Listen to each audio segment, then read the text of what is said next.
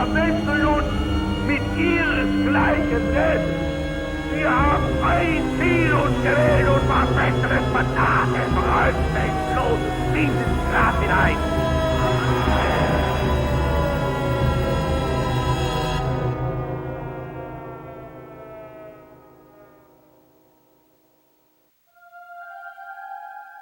When you look through the history books, even those of more recent years, the pages are full of wars, and whether between ancient dynasties or modern states, the horrific consequences always leave readers wondering how such atrocities can happen. However, to learn from the past is of vital importance for the generations that follow, despite, on occasion, humanity seeming to make the same mistakes over and over again.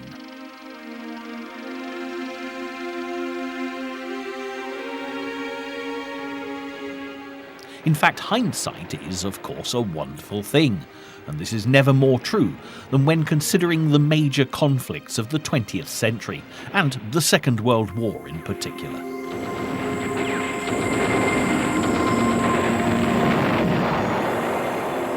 It's all too easy to judge the decisions of our predecessors with comments like, "It was obvious what would happen," and "if only." And when it comes to Adolf Hitler, undoubtedly one of history's most notorious villains of the piece, we can all too readily express opinions about how he could have been prevented from bringing the world to the brink of destruction.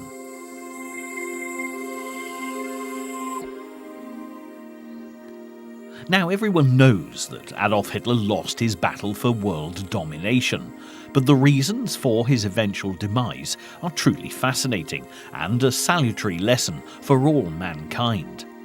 This programme will explore why Hitler and his plan for a 1,000-year Reich failed to succeed, and the part this played in the eventual outcome of World War II.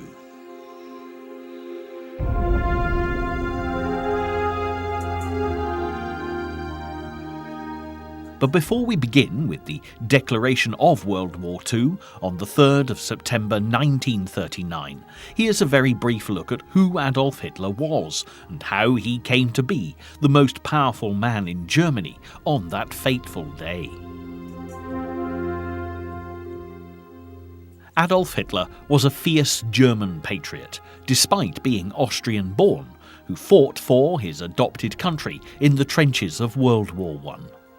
When the German government surrendered with the armistice of 1918, they were forced by the Treaty of Versailles to give up vast tracts of land, accept culpability for starting the war, and pay huge sums of money in reparation to the victorious Allies.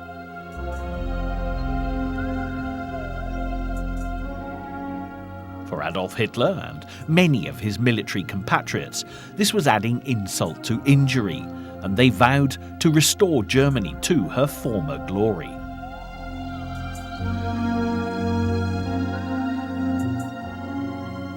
Hitler proved to be a very skilled orator and soon took control of a growing political party that became known to the world as the Nazis when they stormed to power in 1933.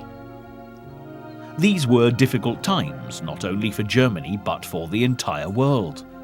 The Wall Street crash of 1929 had resulted in economic depression everywhere, and for the German people, the difficulties of paying their war debt resulted in appalling poverty. So, when Adolf Hitler offered what seemed a viable solution, he rose quickly to public office. And if alarm bells were beginning to ring through Europe, neighbouring governments already had enough troubles of their own with the Depression to deal with, to look beyond their boundaries. The fact that Hitler had steadily rebuilt the German military and the armaments industry in direct contravention of the Treaty of Versailles should have been warning enough. But when he came to power, instigating a dictatorship that could not be challenged, the writing really was on the wall.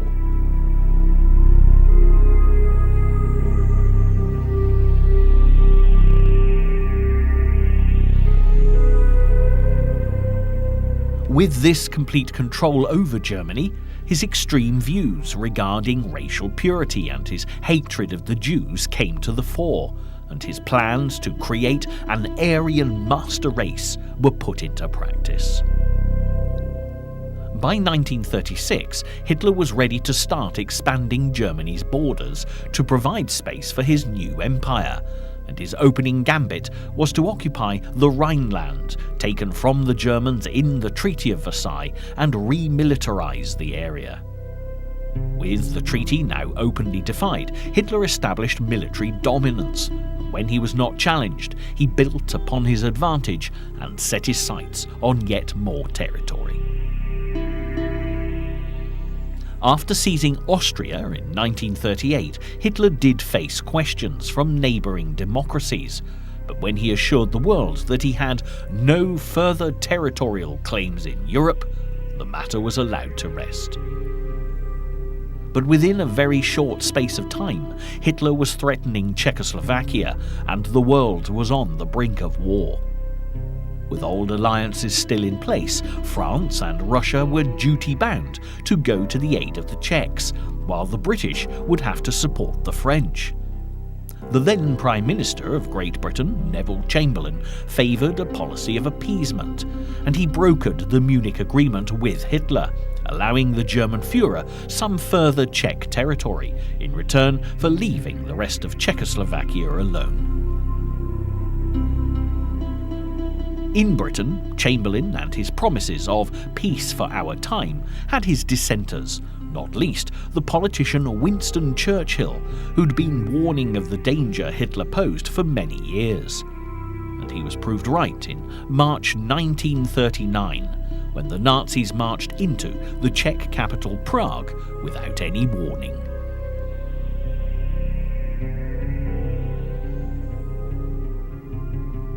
The world now knew without a shadow of doubt that Hitler could not be trusted, and when the Nazis stormed across the Polish border on the 1st of September 1939, a bitter battle was inevitable. And even Neville Chamberlain had no choice but to declare Britain at war with Germany.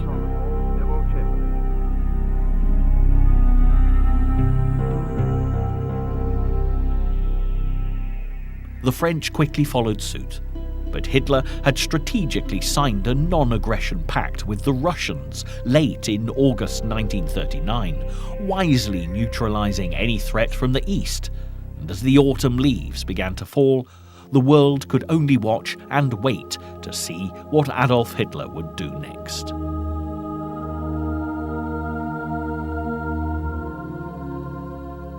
At first, there seemed to be something of a lull before the storm, but by April 1940, Hitler had invaded Denmark and Norway, before turning his attention to the Low Countries and France. Hitler was fast taking control of Europe, and it certainly seemed as if the Nazi swastika flag would soon be flying everywhere. However, as Hitler's speeding panzer tank divisions turned towards France, the German Führer, who had up until this point achieved his every goal, made the first of his strategic decisions that would ultimately lead to his losing the war. Ironically, the lead-up to Hitler's first major military miscalculation came during his invasion of France, which forced the Allies into a very difficult position. By May the 10th, 1940, Winston Churchill had been appointed Prime Minister, when Hitler's actions had meant the British public had lost confidence in Neville Chamberlain, and an all-party coalition was formed. As Hitler stormed through Holland and Belgium and into France, a huge problem loomed large for the new Prime Minister in London, as the British Expeditionary Force, better known as the BEF, were already in position on the continent, fighting alongside their allies. Some 250,000 British troops were part of the counterattack, but Hitler's strategy was nothing short of inspired.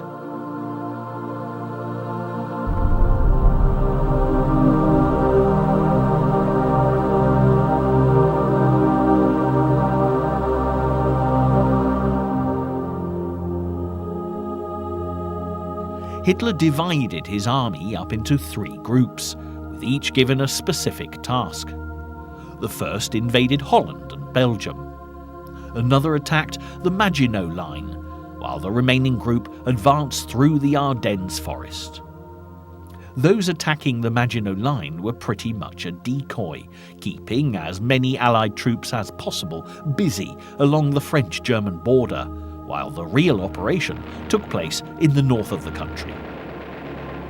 The German invasion force in Holland and Belgium were most fiercely targeted by the Allies, which was exactly as Hitler had planned. While the Allied commanders believed that the Germans would not break through the Maginot Line and were confident that the forest of the Ardennes was impenetrable, most of their divisions, including many of the BEF, were sent to the north.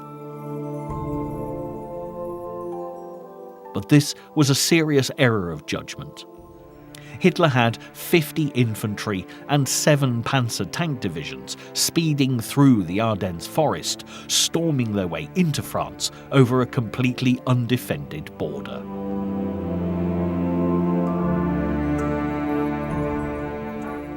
The surprise was so complete that the Allies, who were heavily engaged in fighting around the northern Belgian towns, were completely unaware of this threat gaining momentum in the south. By the time they realised what was happening, it was too late to do anything about it.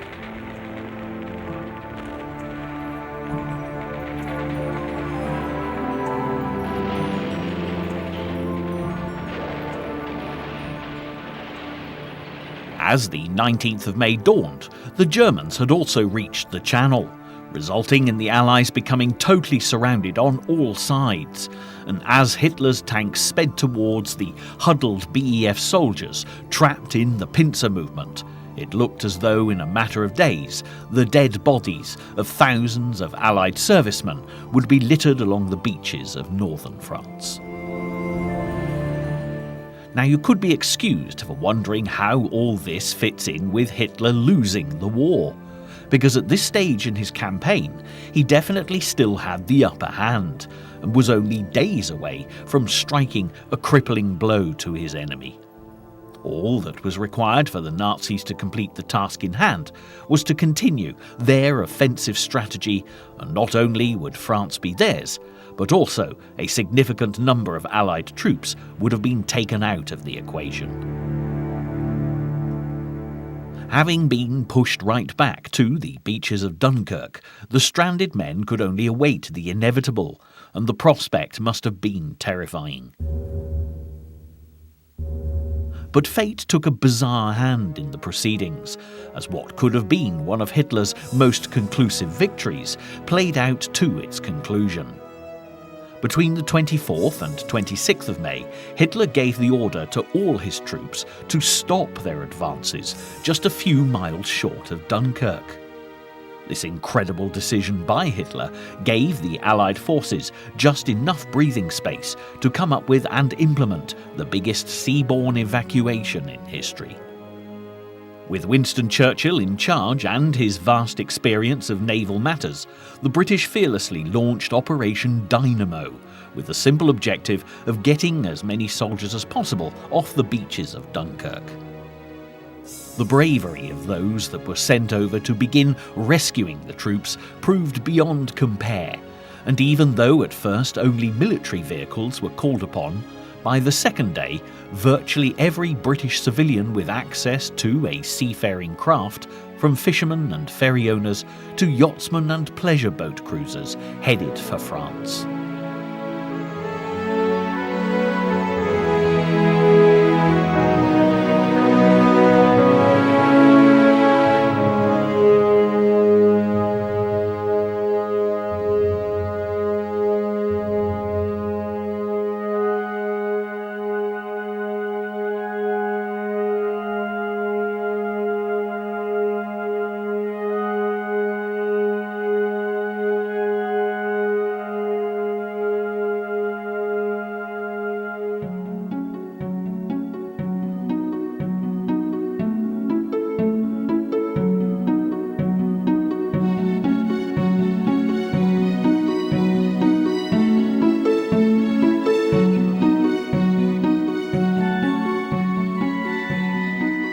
as this huge fleet got closer to the beaches of Dunkirk, the soldiers waded out, shoulder deep in the water, to escape the German attack. Even so, the Nazis came back with a determined onslaught, but fortunately, by the time they realised their quarry was escaping, it was too late to prevent the vast majority of the soldiers getting away. Also, in the brief lull, the Allies had been able to strengthen their defences along the beaches, and the number of men being rescued was increasing by the 1,000 on a daily basis. Ironically, before these unprecedented events, a British Lieutenant General had said that nothing but a miracle could save the British Expeditionary Force. But by the end of May, it looked as if that was exactly what had happened.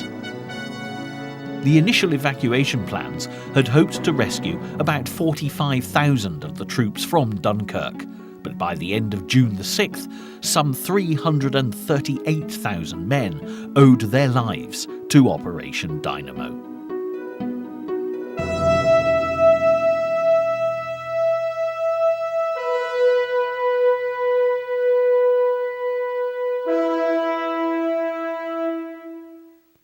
Without doubt, Hitler had won this particular battle, but he'd missed a crucial opportunity, because with the BEF and their Allied compatriots safely back on British soil after so narrowly escaping the Nazi pincer movement, the question of why Hitler allowed this to happen still remains unanswered. Some historians believe that it was because the tanks, which Hitler relied upon for his blitzkrieg attack methods, were in desperate need of repair and could not be risked on the dangerous terrain around the beaches of Dunkirk. Calling a halt in order for the tanks to be repaired would make sense if Hitler had his eye on the bigger picture of the occupation of France.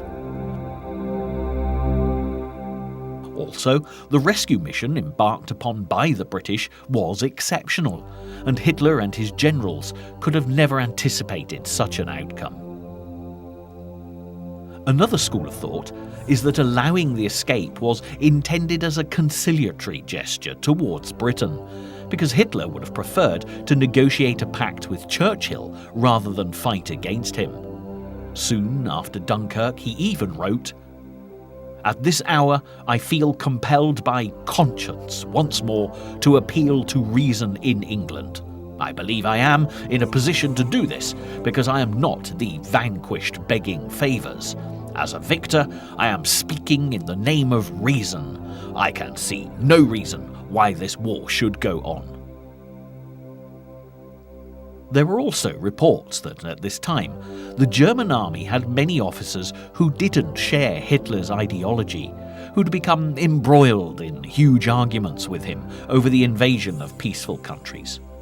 Because they questioned Hitler, it's been suggested that he called off the attack on the BEF, just to prove that he could do exactly as he chose. Equally, the view that Hitler had promised the Luftwaffe they should have the honour of finishing the campaign is another consideration, as is the fact that Hitler would undoubtedly by this time have been preoccupied with getting to Paris. He may simply have lost his focus momentarily, believing that there could be no possible escape for the BEF from Dunkirk. It's immediately evident that there has been much speculation about Hitler's actions at Dunkirk, but it could be as simple as up until this point everything had gone his way, and his ultimate belief that he was invincible may well have already been developing. Hitler had put himself in a position of power that was unassailable in Germany, and as his regime of terror continued, anyone who opposed him or gave advice counter to what the Führer wished to hear would be quickly silenced, invariably brutally, and more often than not, permanently. In truth, the real reason why Hitler halted the attack is unlikely to come to light, but tactically, the repercussions are fascinating. It's impossible to conceive of any circumstances in warfare where it would be wise to allow over 300,000 enemy soldiers to escape, ultimately to fight another day. This isn't to say that once the Allies were back in Britain, they immediately rushed back over the Channel again to face Hitler's men, because there would not be a major military Allied presence in Western Europe until the D-Day landings in 1944. As you'll see, the battle for the Allies would be slow and hard fought. But what Hitler truly hadn't banked upon was the spirit of the British people and Winston Churchill's ability to motivate them.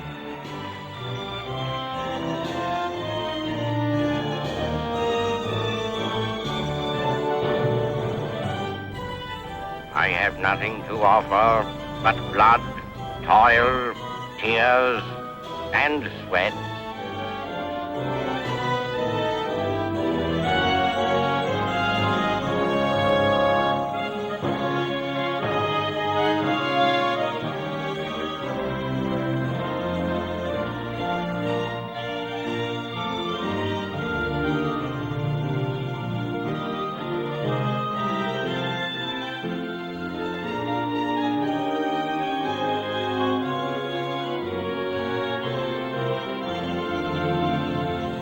The escape from Dunkirk was a huge morale boost to all those oppressed by the Nazis, and it gave the British in particular the resolve to face anything Hitler threw at them, even the Blitz. However, in the immediate aftermath of Dunkirk, Hitler's campaign for world dominance continued undaunted, and soon after, a German-French armistice was signed as the Nazis took up their occupation of France on the 22nd of June 1940. Once France had fallen to the might of Hitler's stormtroopers, and most of Western Europe was veiled in the shadow of the swastika, the Führer turned his attention across the Channel to plan an invasion of the British Isles. Hitler was full of confidence when he said, "I prophesy the following: a great empire will be destroyed, a world empire that I never intended to destroy or damage. But it is clear to me the continuation of this struggle will end with the complete destruction of one of the two opponents. Mr. Churchill may believe this will be Germany. I know it will be England." But Winston Churchill refused to be intimidated and had no intention of bowing down to Hitler's evil regime. So when on the 16th of July 1940, Hitler gave orders for the invasion of the British Isles, codenamed Operation Sea Lion, it was time for battle to commence.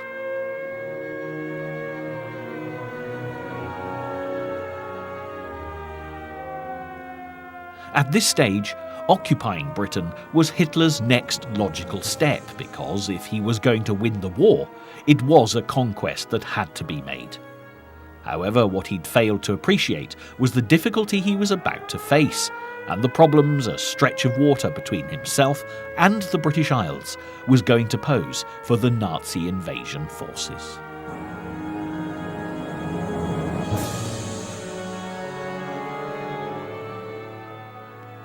For a start, when Winston Churchill declared that he and the people of Britain would defend our island, whatever the costs may be. We shall fight them on the beaches. We shall fight them on the landing grounds. We shall fight them in the fields and in the streets. We shall fight them in the hills. We shall never surrender.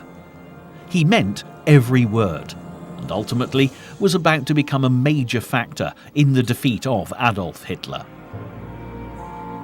Despite having had a political career that was littered with its fair share of disasters, the British Prime Minister was an excellent tactician, and as was already evident, also knew how to motivate his people in the most difficult of circumstances. If proof was needed of Churchill's superior military planning, his calm order for the destruction of the French fleet in North Africa is a perfect example. Churchill had calculated that Hitler would soon be planning an attack on Britain, and if he broke the French armistice and took control of their navy, then these ships could be used against the British. It was testament to his determination and view of the bigger picture, because Churchill knew innocent lives would be lost if he did sink the ships, but he considered it a necessary, albeit tragic, sacrifice, because the consequences of not taking action would be much worse. As expected, Hitler did indeed suspend Article 8 of the Armistice Agreement with France, which enabled him to take the ships. But having acted just days before, Churchill's actions had thwarted the Führer's plans, something that Churchill would develop an uncanny knack for. Even though the French ships were no longer available for the Germans to use, Hitler still had a great many resources at his disposal. As the Luftwaffe took to the skies and his sea captains planned on how they would take out the Royal Navy, the battle for Britain got underway. Hitler knew that if he was to land on British soil, then he would first have to disable both the RAF and the Navy, and as 1940 progressed, his schedule looked to be going to plan. The battle in the skies over the south of England between the two sides was fiercely fought by all involved, and the losses were high for the Germans and the British. However, both combatants knew the vital importance of the outcome. If the RAF were victorious, then Britain would surely be safe from attack. However, if the Luftwaffe got the upper hand, then a land invasion onto British soil would become a terrifying reality. By the end of July 1940, the RAF were losing to the Luftwaffe. However, none of their resolve was diminished, and their brave determination became a hugely significant factor. No matter how many German Me-109s and Me-100s flew over to Britain, the RAF, with their never-say-die attitude, always responded with counterattack after counterattack, and the courageous pilots of the Hurricanes and Spitfires helped to keep the Luftwaffe at bay.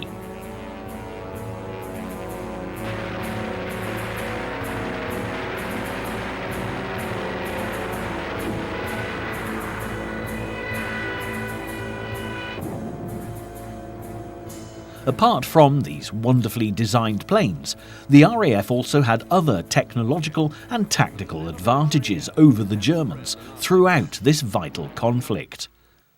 During the Battle for Britain alone, the British had developed the then revolutionary system of radar, which detected incoming German planes, so that the RAF could always get into position in the skies to meet them.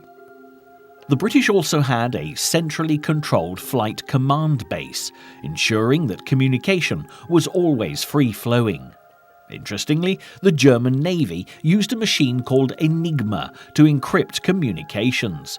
But thanks to British intelligence, the messages could be deciphered using a technique codenamed Ultra, which many people believe actually hastened the end of the war in Europe by at least 2 years.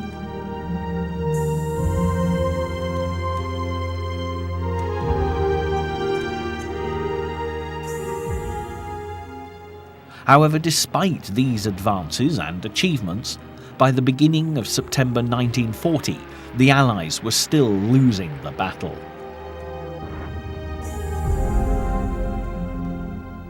The RAF had more losses in the air, and the Luftwaffe's missions to take out the naval and air bases were proving disastrous to British counterattacks. If Hitler could just maintain this plan of action for just a short while longer, then it looked as though victory would be his, and then a land invasion of Britain a foregone conclusion. Then came another twist in the tale of why Hitler lost the war. Because again, just as in the case of the Dunkirk evacuations, what happened next seems to have been down to the man himself making a critical error of judgment. As the RAF were within almost hours of being totally destroyed by the Luftwaffe, Hitler turned his attention to London and Britain's major cities instead. It's been suggested that the reason for this change in direction was as a result of one of his Luftwaffe bombers finding himself way off course. Pursued over London by an RAF pilot, the German dropped his bombs on the city, and Churchill reacted by retaliatory bombings over German cities, thinking this was how Hitler was choosing to proceed.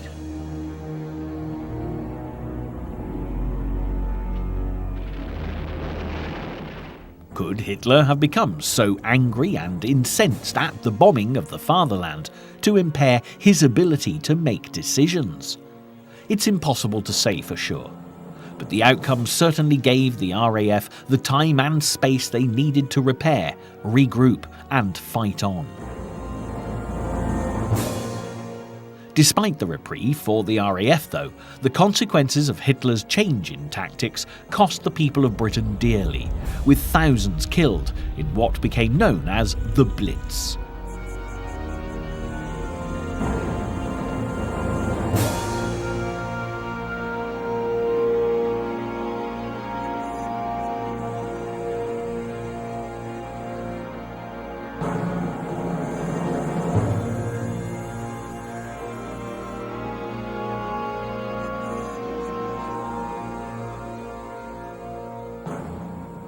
The Luftwaffe now faced much heavier losses as they were having to fly further inland. So, not only did this give the RAF much longer to intercept them, it also meant the German planes couldn't spend as long in the air over England before having to head for home to refuel. One of the final blows to Operation Sea Lion came on the 15th of September when Hitler ordered a huge daylight bombing raid on London, which did result in many buildings being destroyed. But more importantly, for the bigger picture, the Luftwaffe lost many more planes than the RAF, and it was becoming clear that the Nazis had underestimated their enemy. Also, Hitler and his generals had misjudged the time it would take to complete Operation Sea Lion, and as autumn turned to winter, the campaign had to be abandoned at least until spring 1941, which would bring with it the next viable tides when an invasion of Britain might be possible. This was indeed a positive turn of events, and despite the hardships the Allies joined in the conflict against the Nazis were suffering, the chinks were beginning to appear in Hitler's armour, and his enemies were at last realising that he was anything but invincible. However, to focus on Hitler's attempts to invade Britain would be to miss a major issue, as this was no longer just Germany's war, since a tripartite pact had been signed between the Nazis, Italy and Japan before the end of 1940.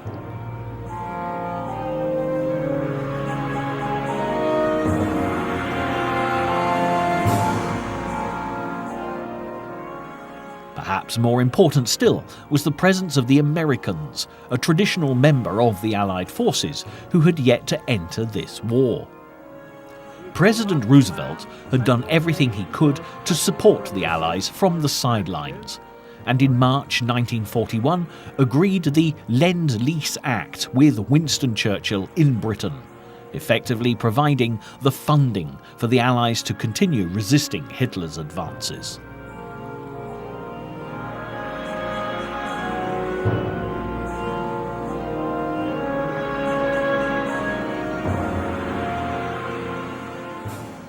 The global picture should certainly have given Hitler plenty to brood on, particularly as the Americans were in escalating conflict with his Japanese allies. But his next move, with the benefit of hindsight, gave him a much bigger problem to contend with.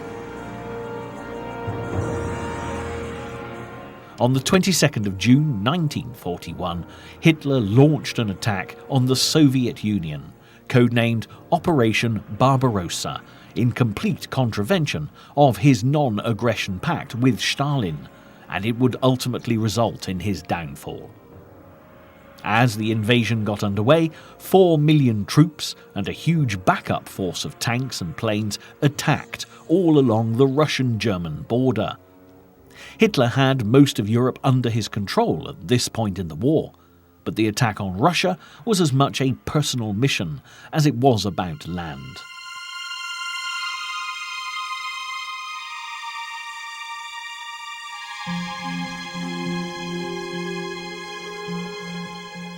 Hitler's agreement with Stalin had always been duplicitous, as his contempt for the Soviets and the Bolsheviks in particular was deep-seated, and he'd always intended to renege on the deal at the earliest possible opportunity.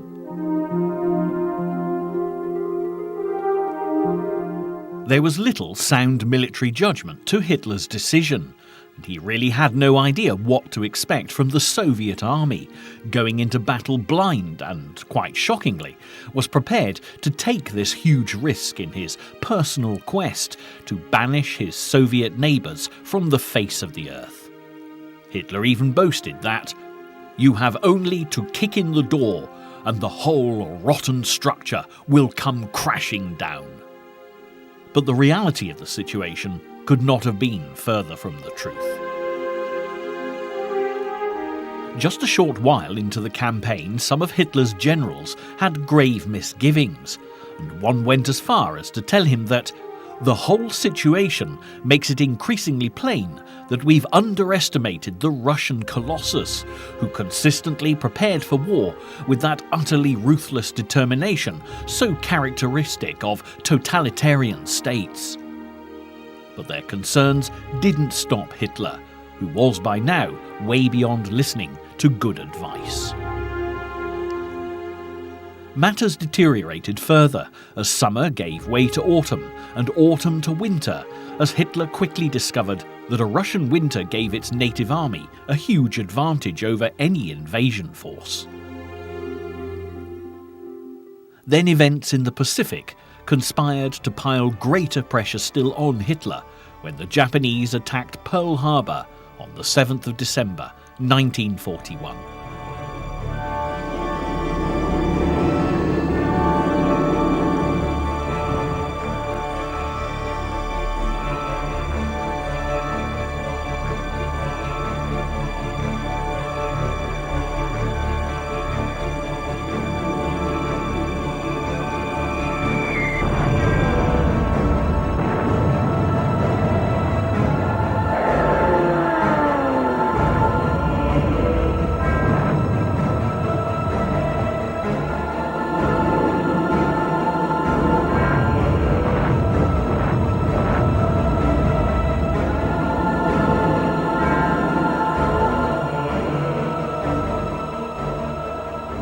December 7th, 1941, a date which will live in infamy. President Roosevelt at last had the ammunition he needed to bring the USA into the war, and the very next day, this is precisely what happened.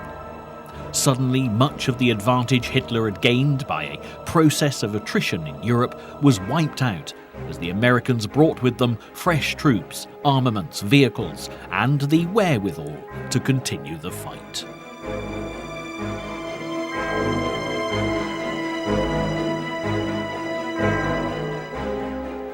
The destruction at Pearl Harbor mobilized the full wrath of America against both the Japanese and Adolf Hitler. The German Führer now had the might of Russia, America and Great Britain locked together in an alliance against him. And wherever he turned, resistance to his planned 1,000-year Reich was gaining in strength every day. Nevertheless, on the ground in Russia, Hitler continued to recklessly pursue his plans, despite what was going on all around him. For added propaganda value, as 1942 progressed, Hitler had set his sights on Stalingrad, the city named after the notorious Russian leader. Although the city itself was not of huge importance to Hitler's operation, the prize it offered became something of an obsession.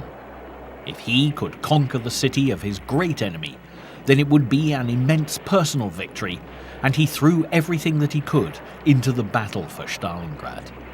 Needless to say, Stalin had equally strong feelings for this city and ordered that it be protected no matter what the cost. Because of this, coupled with a degree of inspired strategy from the Russian generals, Hitler's troops were drawn into a vicious street-by-street struggle for Stalingrad, which would eventually result in horrendous casualties for the Germans. Hitler's determination to destroy Russia was in turn damaging his own regime. However, he was now so far down this particular road that a retreat simply wasn't an option. Hitler was a driven man, following his own opinions, and his behaviour by now could often be extremely erratic. Some historians have surmised that Hitler was beginning to show the symptoms of Parkinson's disease, as there appeared to be a tremor in his left hand. However, it's never been proved that this was actually the case. The fighting in Russia would tie up much of Hitler's ever-decreasing resources for the rest of the war, and it would, in point of fact, be the Russians who reached Berlin first, before the Western Allies.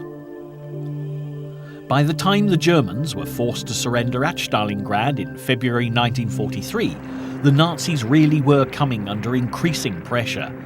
Not that Hitler's defeat was at this point anything like assured. There were two arenas of war now, in Europe and the Pacific. But as the year drew to a close, the Allies were without doubt making great advances. Their power base had shifted from North Africa into Europe via the Mediterranean, with landings first on Sicily and then into Italy.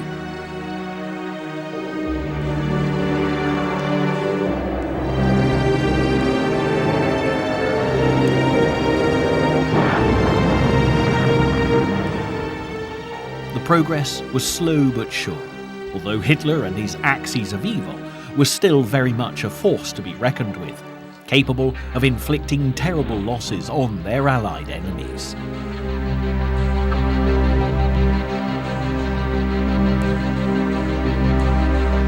Then the moment for decisive action to end Hitler's reign of terror finally arrived, and in the early part of 1944, plans were put in place for the Allies to return to France in their quest to liberate Europe.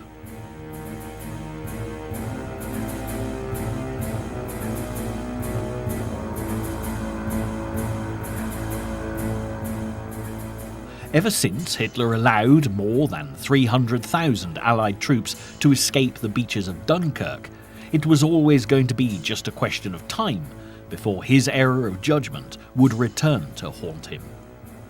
What's more, the German forces in occupation in France were well aware of this, and as the tide turned in the Allies' favour, it was evident that sooner or later there would be an invasion force launched from the south coast of Britain.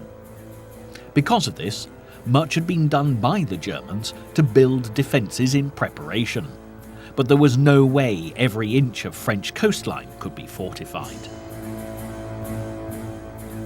It was all a question of the Allies finding the gaps, and the plans for D-Day would rely on exploiting this weakness. In anticipation of the attack, the Allies had gathered together troops from all over the world, neutralised the German U-boat threat, practically destroyed the Luftwaffe, and constructed floating harbours and numerous landing crafts to ensure the army divisions could storm the French beaches. Every detail of the mission had been debated countless times under the overall command of the American General Dwight D. Eisenhower, because it was essential that this new front in Europe succeeded in pushing Hitler back towards Berlin. Preparations were meticulous and secrecy of the utmost importance, as an entire Allied invasion force travelled to the south coast of England, ready to make the sea crossing to France.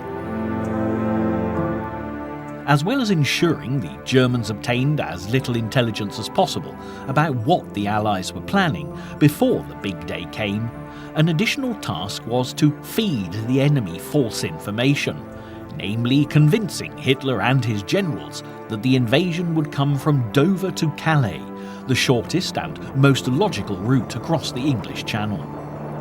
This was achieved by bombers attacking the area around Calais, false radio messages, fake troops, and most importantly of all, double agents.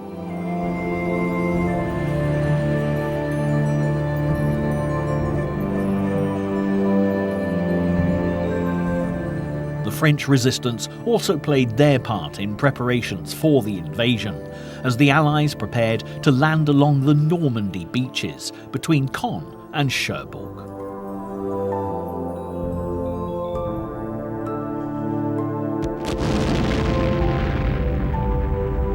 Codenamed Operation Overlord, the huge fleet of ships set out to sea on the 6th of June, a day later than scheduled due to appalling weather, which nobody had anticipated being such a problem in June. The troops experienced very different conditions as they landed on the 5 carefully selected beaches: Utah, Omaha, Gold, Juno, and Salt.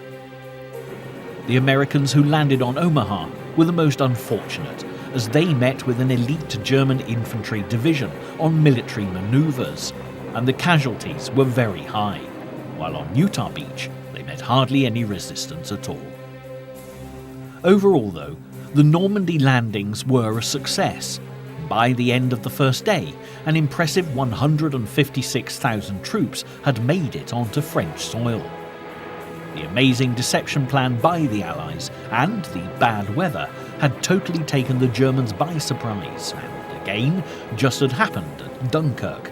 By the time they realised what was going on, it was too late to do anything about it. Fate seemed to have been on the side of the Allies, especially as Hitler and his generals were adamant that an invasion wouldn't be likely before the weather improved. In fact, Erwin Rommel, who was in command of the defence of France, had returned to Germany for his wife's birthday. Consequently, the response to the D-Day landings was confused, to say the least, and when requests were made for a meeting with Hitler to ask for the release of the mobile reserves, they were informed that the Führer was sleeping and not to be disturbed. The D-Day landings proved more successful than the Allies could ever have hoped for. They were to play a massive role in Hitler's eventual defeat. It was, effectively, the last point at which Hitler could have won the war. But as the Allies advanced from the west and the Russians from the east, forcing the Nazis back to Germany was now a tangible goal. By the 14th of June, 500,000 Allied troops were in France, and just 3 days later, that number had doubled in size again. With such a huge army, the Allies steadily worked their way through France, liberating the people who'd suffered such oppression for so many years. This is not to suggest that the Germans under Hitler's command gave up without a fight. The battles were as bitter as ever, and there would be many more lives lost before peace could be restored in Europe.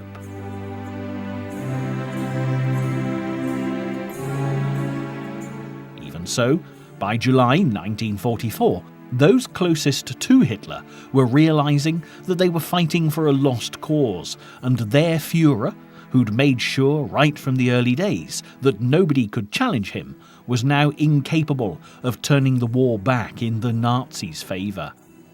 With the writing on the wall after the D-Day landings, a group of disaffected German officers attempted to assassinate Hitler and very nearly succeeded.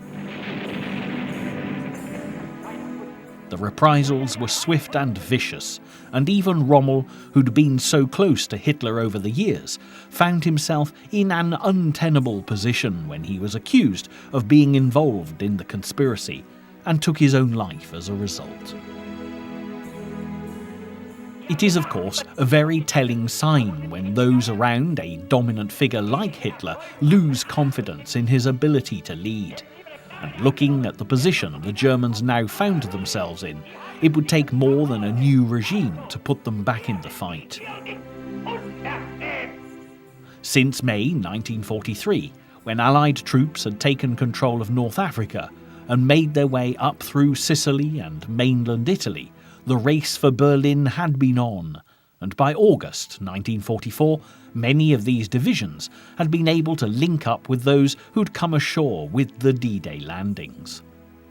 As 1944 drew to a close, the Soviets had cleared much of Eastern Europe and were preparing for a full-scale invasion of Germany, and by this stage it didn't really matter what decisions Hitler made, as there was now no escaping his fate.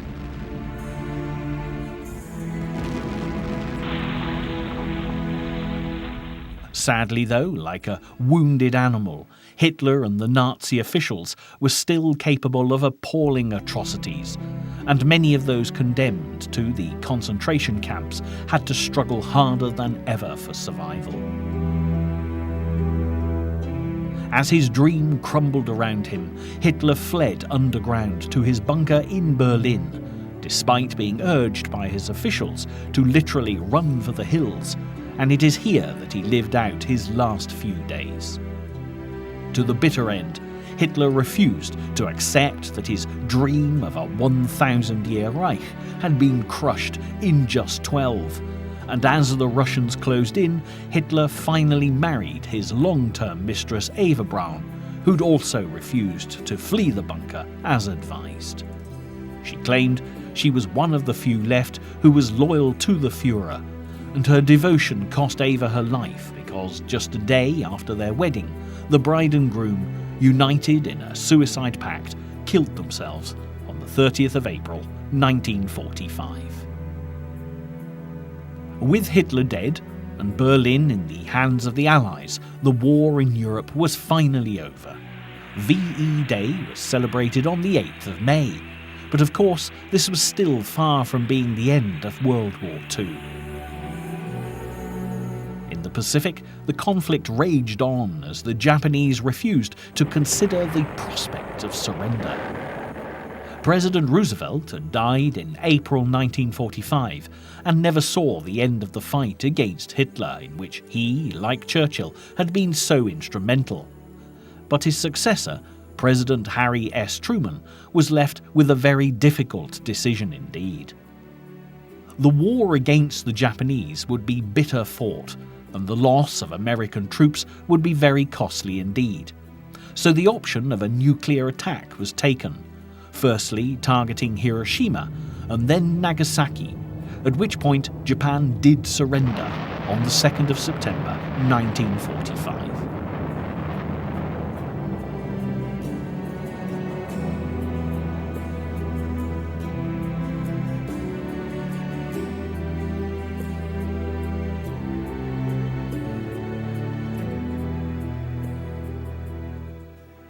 The Second World War was over, and as the combatants started to count the cost, the true extent of Hitler's bitter legacy started to come to light.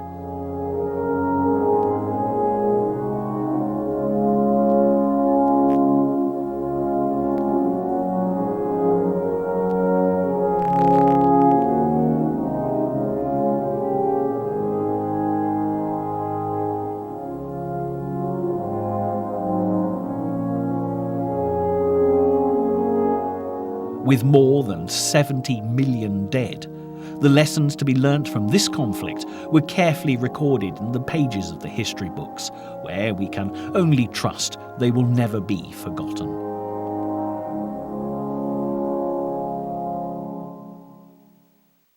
In this programme, we've considered perhaps some of the more obvious reasons why Hitler lost the war, and the complexities of the military strategy of this incredible period in history are well worth looking into further. It's also important to point out that although Hitler was undoubtedly responsible for much of his own downfall, those who he found himself in direct conflict with were formidable opponents. Warfare, whether ancient or modern, is all about action and reaction, and thankfully the determination of such great leaders as Winston Churchill and President Roosevelt to stand up and fight for a free world eventually countered the evil regime that Adolf Hitler surrounded himself with. In his own words, Hitler declared that Germany would either be a world power or would not be at all. And it was a risk that he was prepared to take. Fortunately, he was wrong on both counts. That he was prevented from achieving global domination we know from the history books, but that Germany too has survived the terrible legacy of Adolf Hitler is equally good news for the future of world peace. Unverschrieben und verfallen mit Leib